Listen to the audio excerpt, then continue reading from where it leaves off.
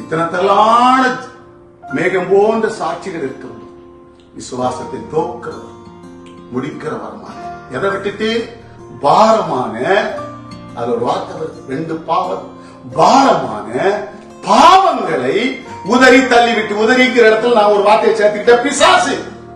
பாரம், உலகத்தின் பாரம், நான் செய்த பாவம், என்னை சுத்தி இருக்கக்கூடிய இந்த கலாச்சாரம், பிசாசுகளை தள்ளிவிட்டு விசுவாசத்தை நோக்கிறவர் முடிக்கிறமாக இயேசுவை நோக்கி ஓடுகிறவன் சீஷன்.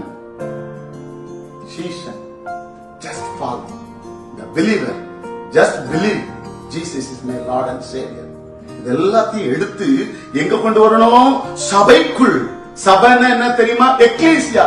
சபைன்னா என்ன அர்த்தம் தெரியுமா? இன்னொரு அர்த்தம், அவங்கள உலகத்திலிருந்து, பிசாசின் கெடுபிடியிலிருந்து அவங்கள அழைக்கப்பட்டு பிரித்தெடுக்கப்பட்டு சபைக்குள் கொண்டு வருகிறவர்களுக்கு பேர் சபை. சபை சபை கட்டடம் அல்ல, பீப்புள் குரூப்.